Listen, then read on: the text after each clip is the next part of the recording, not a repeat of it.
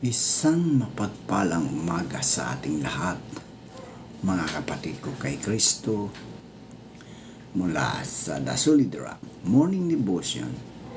Isang kagalakan na muli tayo ay makapagbulay-bulay sa salita ng Panginoon sa umagang ito.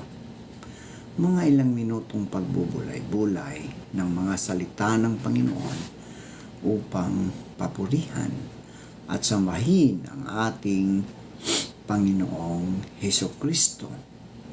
Ito ang pagkain ng ating mga kaluluwa sa bawat umaga na tayo ay patuloy na ginigising ng ating Panginoong Hesukristo.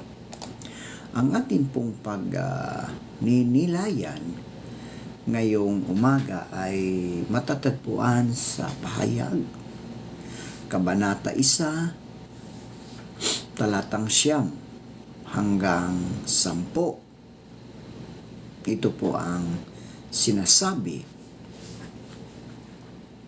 Ako si Juan, ang iyong lingkod, ang iyong kapatid, at kasama ninyo sa kapighatian. Ako ay nasa isla ng Patmos dahil sa pangangaral ng salita ng Diyos. Nang araw ng linggo, ako'y napuspos ng Espiritu at narinig ko sa aking likuran ang isang malakas na tinig na parang tunog ng trumpeta. Pinagpala na po tayo sa pagkabasa at pagkarinig ng kanyang mga salita. Saglit po tayong manalangin. Ama naming Diyos na makapangyarihan sa lahat, kami po ay lumalapit at nagpakumbaba sa iyong harapan upang humingi ng kapatawaran sa aming mga nagawang kasalanan. Patawarin niyo po kami, O Diyos, sa lahat ng aming mga nagawa. At bigyan niyo po kami ng karunungan upang kami makasunod sa iyong kalooban. At gabayan niyo po kami sa lahat ng aming mga gawain sa araw-araw. Aming tataas ang aming mga kaibigan na nasa banig ng karamdaman. Lalong-lalo na ngayon, O Diyos, napakarami na ang may sakit. Marami po ang nagkakaroon ng flu, Panginoon. Lord, ingatan mo, pagalingin mo po ang aming mga kaibigan ito na manumbalik ang kanilang lakas na nawala dahil sa mga karamdaman, O Diyos. Panginoong Hesus, amin idinudulog sa inyo ang iyong mga anak. Haplusin niyo po sila at pagkalooban ng panibagong lakas upang sila, O Diyos, ay muling makapaglingkod sa inyo at sa kanilang buong pamilya, Panginoon, at sa kapwa. Patawarin niyo po ang aming mga kasalanan at pagkalooban ng kagalingang pangkaluluwa. Panginoong Hesus, aming inilalapit sa inyo ang aming bansa.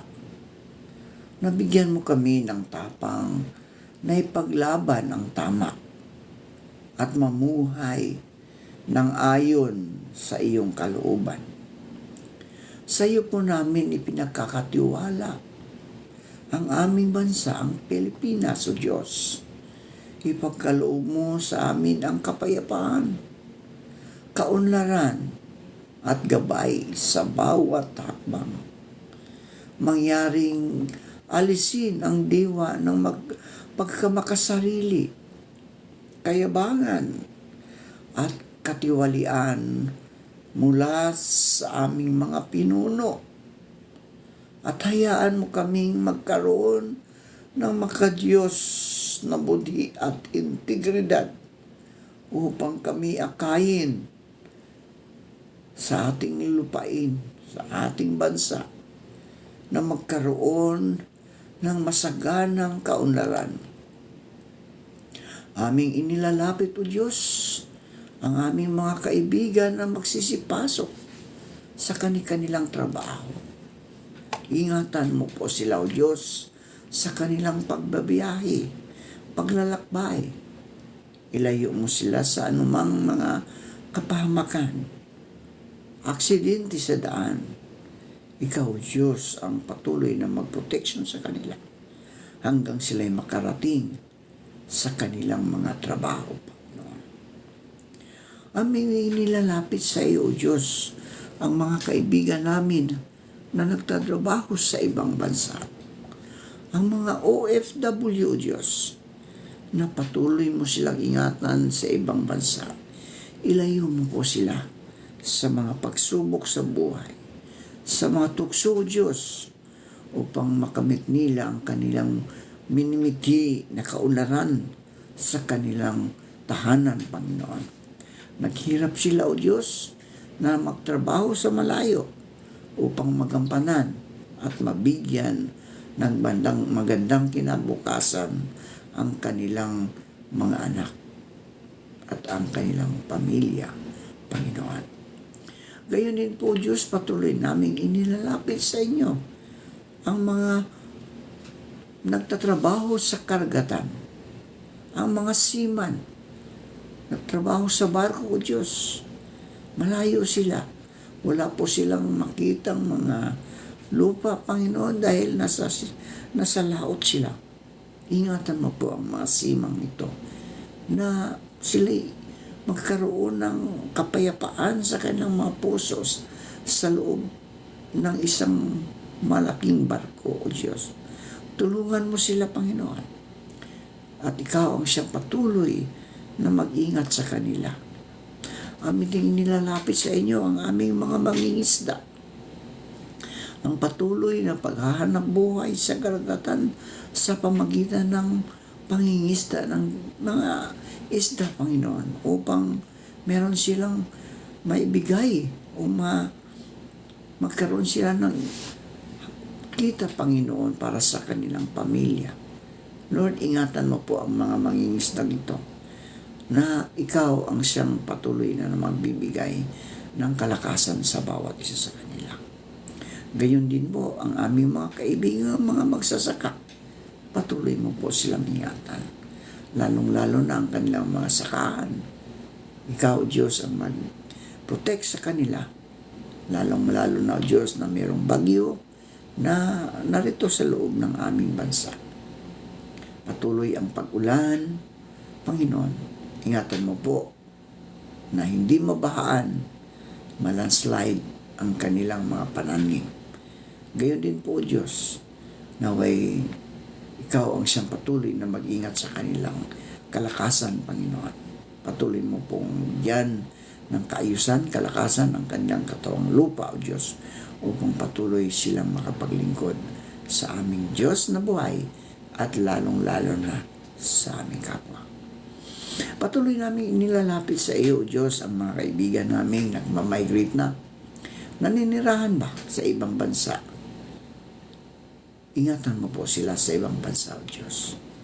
Gamitin mo sila bilang asin at ilaw upang sila, O Diyos, ay makaakit at makadala ng mga kaluluwa sa iyong harapan upang sila din, O Diyos, ay magkaroon ng buhay na walang hanggan.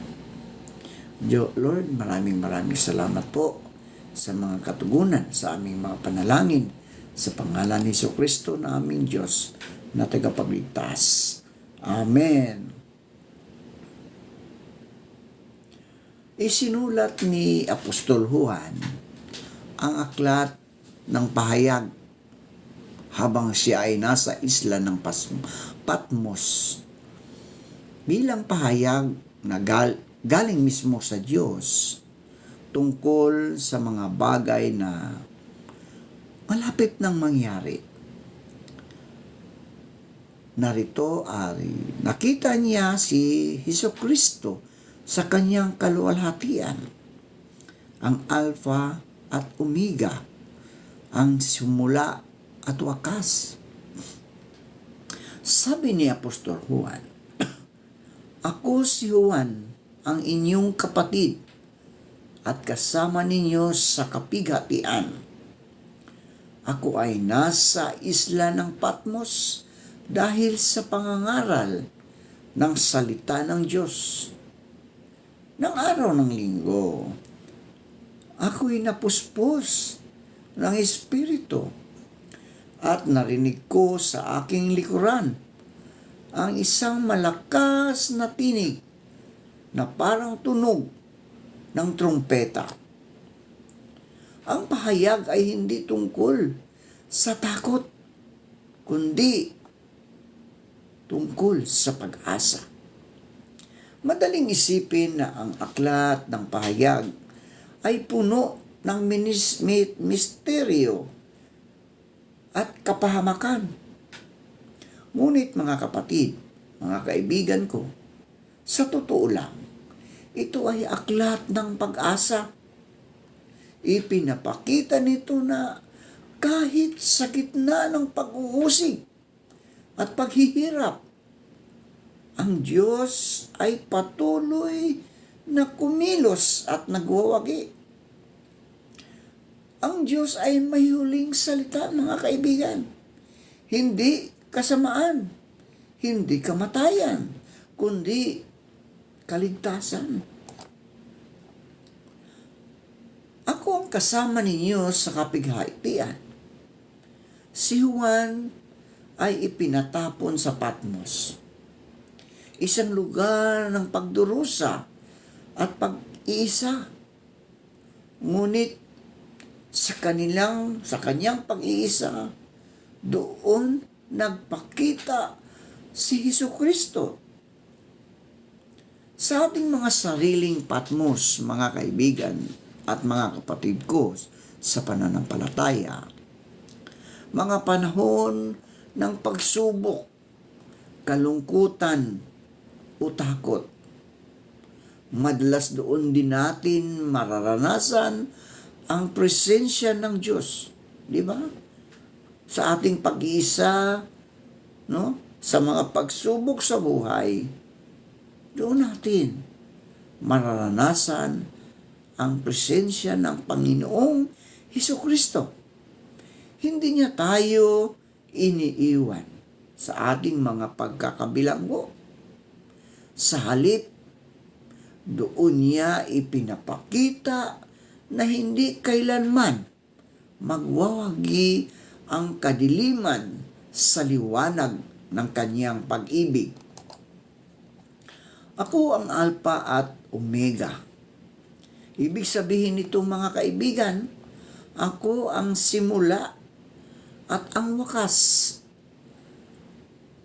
Si Kristo ang pinagmulan ng lahat at ang hantungan ng lahat. Walang anumang nangyayari kahit sakuna, kahit sa sakit o paghihirap na lampas sa kanyang kaalaman at kapangyarihan. Tayong mga sumasampalataya ay nasa gitna ng kanyang plano, mga kaibigan, no? Kaya may katiyakan tayong magtatagumpay sa huli. Nasa Espiritu ako sa araw ng Panginoon. Sa kabila ng kanyang kalagayan, si Juan ay nanatiling tapat at mapanalanginin. Hindi siya tumitigil sa pagdiriwang ng araw ng Panginoon. Ito po ay linggo, no? Kahit malayo siya sa simbahan o sa kapwa mananampalataya. Mahalagang paalala ito sa atin, mga kaibigan. Kahit nasaan man tayo, no? Kahit nasaan man tayo, nasa bahay man tayo, nasa ospital dahil nasa panahon tayo ng sakit, o panahon ng kahirapan, panahon ng kapighatian, no? Maaari pa rin tayong lumapit sa Diyos sa pamamagitan ng pananalangin. Kasi ang tunay na pagsamba, mga kaibigan, ay hindi nakatali sa isang lugar, no? Hindi nakatali sa isang lugar, kundi sa puso na puno ng Espiritu. Ito ngayon ang buod ng mensahe sa atin ngayong umaga, mga kaibigan. Ang presensya ng Diyos, kahit nasa gitna na tayo sa pagdurusa, hindi niya tayo iniiwan. Ang kapangyarihan ni Kristo, siya ang simula at wakas. May hawak ng lahat ng bagay. Ang kailangan lang, mga kapatid, mga kaibigan, ang katapatan sa pananampalataya. Manatiling tapat at mapanalanginin sa lahat ng pagkakataon. May pag-asa, kaibigan. May pag-asa. Dahil ang pahayag ay paanyaya sa pag-asa. Hindi ito sa takot. Manalangin tayo. Panginoong Hesus, sa gitna ng aming mga pagsubok, turuan mo kaming makita ka tulad ni Juan na nasa Patmos. Palakasin mo ang aming pananampalataya upang sa bawat pighati maramdaman namin ang iyong liwanag at pag-ibig. Ikaw ang Alpha at ang Omega, ang simula at ang wakas ng aming buhay. Naway manatili kaming tapat sa iyo hanggang sa iyong muling pagbabalik. Panginoong Hesus, pagpalain mo po ang lahat ng nakikinig at isinasabuhay ang iyong mga salita. Pagkalooban mo sila ng kapayapaan, kagalingan, at kaunlaran sa kanilang mga buhay. Maraming salamat po, Diyos, sa pangalan ni Jesucristo na aming Diyos. Amen. Amen.